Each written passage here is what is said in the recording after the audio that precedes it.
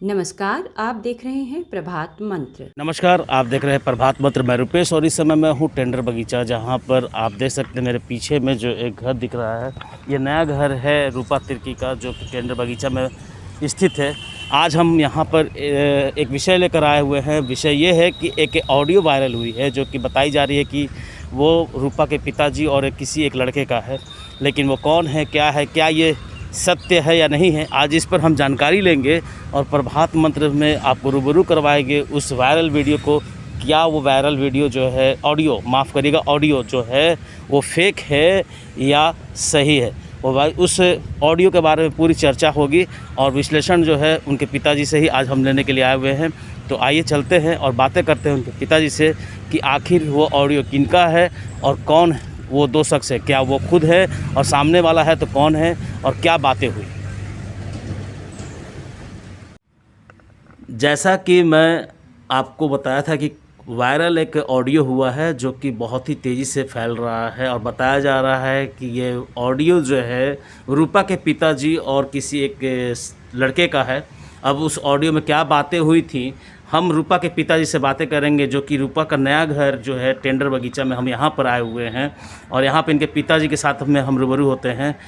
Sir, सबसे पहले फिर से आप अपना एक बार परिचय दें। तो मैं देवानंद उरांव, रूपा का पिताजी हूँ। देवानंद जी, ये बताएं कि एक ऑडियो वायरल हो रहा है जिसमें बताया जा रहा है कि वो आवाज़ जो है आपकी है, क्या वो सत्य है? देखिए, मैं वो ऑडियो भी मैं भी सुना हूँ और ये मैं उसको, मेरा बच्ची को मैं उल्टा सीधा कभी नहीं बोलता था। मतलब इस तरह का ना बोलूं कि वो नर्वस हो जाए। और मेरा बात हुआ था, एक कोई शिव कुमार लड़का है जो कि उससे बात हुआ था, तो उसका ट्रू कॉलर आया था के थ्रू मेरे यहाँ नाम आया था, शिव कुमार नाम दिखा रहा था ट्रू कॉलर में, तो मैं उससे बात किया था। और जो मैं ऑडियो में सुन रहा हूँ तो मैं बोला कि भाई तुम लोग एक ही कास्ट का है तो मैं कर दूँगा। और मैं बच्ची को भी पहले से बचपन से बोला था कि तुम लोग पढ़ाई लिखाई करो, अपना करियर बनाओ, उसके बाद में ऐसा लड़का चॉइस करना कि वो अपना समाज, उसमें समाज खुश, तुम खुश, हम खुश बोले थे। तो कोई भी आदमी अपना बच्चा को, या तो किसी का भी हो, first person, second person, third person, शुरू में एक बार बच्चों को समझाने का कोशिश ज़रूर करेगा। वो कोई भी हो, मैं हूँ चाहे कोई भी हो, तो उतना तो होना ही है। और डायरेक्ट तो मैं बच्ची को बोला नहीं था, मैं तो उस लड़का से बात किया था। अच्छा, ये जो बातें आप लोग की हुई थी जी, ये बातों का जो ये ऑडियो रिलीज हुआ, ये ऑडियो कैसे रिलीज हुआ? आपके माध्यम से रिलीज हुआ है क्या? ना सर, मैं तो ऐसा मेरे पास ना कोई रिकॉर्ड किया था ना कुछ नहीं, और मैं तो उसको अच्छा से ही बोला था, तो इसको रिकॉर्ड करने की क्या ज़रूरत थी मेरे? अच्छा, रूपा विषय है ही अभी, इसके तुरंत बाद एक ऑडियो जारी होती है जिसमें आपकी आवाज़ आती है और उस क्या नाम बताया उस लड़के का? शिव कुमार। शिव कुमार की बात तुरंत एक रिलीज की जाती है। आपको क्या लगता है, किस तरह का संदेह लग रहा है आपको?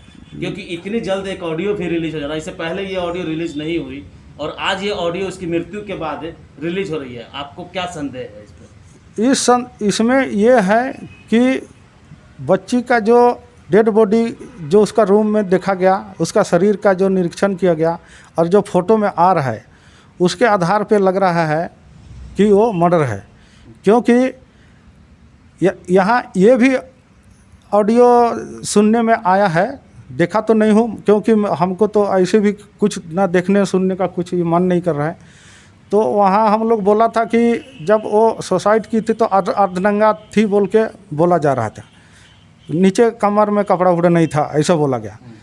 तो उसमें भी एक ऑडियो आया कि नहीं, कपड़ा पहले से लगा हुआ है। और हमको कोई खबर किया था कि कोई वहाँ पुलिस का अधिकारी दरवाज़ा में घुसा और देखा कि नंगी है, तो दौड़ कर निकला, अरे अरे कपड़ा लाओ बोला, ऐसा हमको कोई बताया था।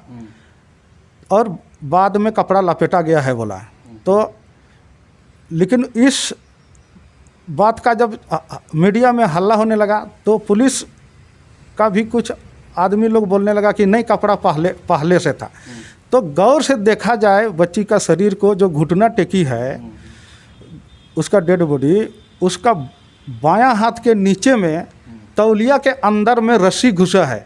तो वो क्या पहले आत्महत्या करने के लिए गई थी, तब उसका दिमाग में आया कि हम नंगे हैं, पहले रस्सी ली और बाद में हम नंगे हैं बोल के ऊपर से तौलिया लपेटी है।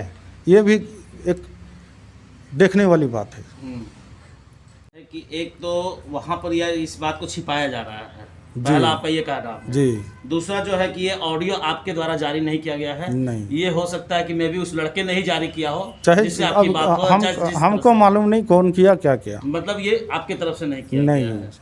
तो क्या लगता है कि इस ऑडियो के माध्यम से केस को भटकाने की कोशिश की जा रही है क्या? जी सर।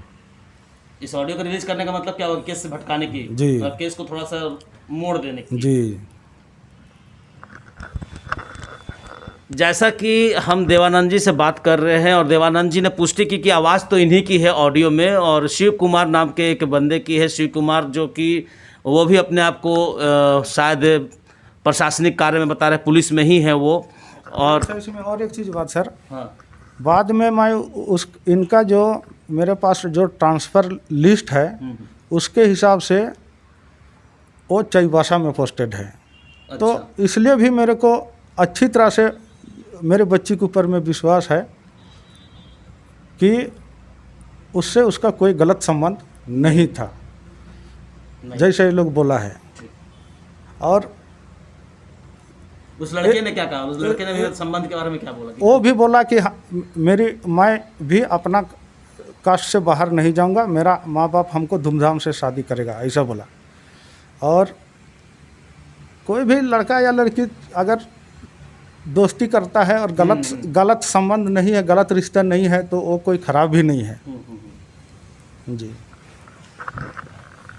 जैसा कि देवानंद जी ने बीच में रोक कर ये बताया कि जो लड़का है वो अभी चाईबासा में पदस्थापित है और वहाँ पर वो है। लड़के का भी का नाम है कि मैं अदर कास्ट में शादी नहीं करूँगा, और लड़की भी जो है वो भी बोल चुकी थी कि ठीक है पापा, आप जो बोलेंगे वही होगा। लेकिन उसके बाद जब उसकी हत्या या फिर आत्महत्या, अगर जो भी उसने किया हो, उसके बाद तुरंत एक ऑडियो आती है और वो ऑडियो पूरी वायरल होती है। वायरल इसलिए की जा रही है कि शायद इस केस में कुछ ऐसा हो जिसको कि रुख को मोड़ा जा सके। शायद ये केस को मोड़ने की, ये मैं नहीं बोल रहा, मैं इनके गार्जियन बोल रहे हैं कि केस को मोड़ने की कोशिश की जा रही हो, इसीलिए इस ऑडियो को वायरल किया गया हो। अन्यथा वायरल तो किसने किया ये तो मालूम नहीं, क्योंकि इनके पिताजी का नाम है कि मैंने वायरल नहीं किया।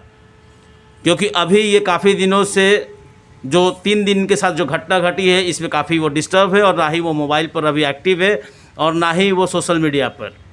इनके परिवार वालों से कुछ भी अगर नॉलेज मिलता है तो मिलता है। आज प्रभात मंत्र की टीम से जब सुबह में इनको कॉल आया कि सर एक ऑडियो रिलीज हुई है, उस पर बात करनी है, तो इन्होंने निष्पक्ष होकर बोला कि आप आइए बात करिए हमसे। तो आज हमारी टीम इनके घर पर आई, जो कि हम इनसे बात की। बात के दौरान यही मालूम चल रहा है कि जो ऑडियो रिलीज़ हुई है इनके माध्यम से नहीं है। फिर से दोबारा बता देता हूँ। दूसरी बात कि जो बातें हुई हैं वो एक दूसरे को समझाने की बात हुई है। उसने भी बोला है कि आप समझाइए, इन्होंने भी बोला है समझाने की बात। जो बात थी वो बात को आपने सुना होगा, मैं भी फिर आपको सुनाने की कोशिश करूँगा। उस ऑडियो को भी सुनिएगा, फिर उसके बाद इनके पिताजी ने क्या बोला वो भी आप सुनिएगा। तो अभी फ़िलहाल जो है यही लग रहा है कि केस को मोड़ने की कोशिश की जा रही है, और जो कि इनको चल रहा है। अब आगे क्या होने वाला है, आगे किस तरह से ये केस को और मोड़ा जाएगा या कि इस केस को टाला जाएगा, ये तो समय ही बताएगा। फिलहाल आज के लिए इतना है। कैमरामैन सूरज के साथ रुपेश कुमार, प्रभात मंत्र। ऐसी ही खबरों के साथ बने रहें और देखते रहें प्रभात मंत्र।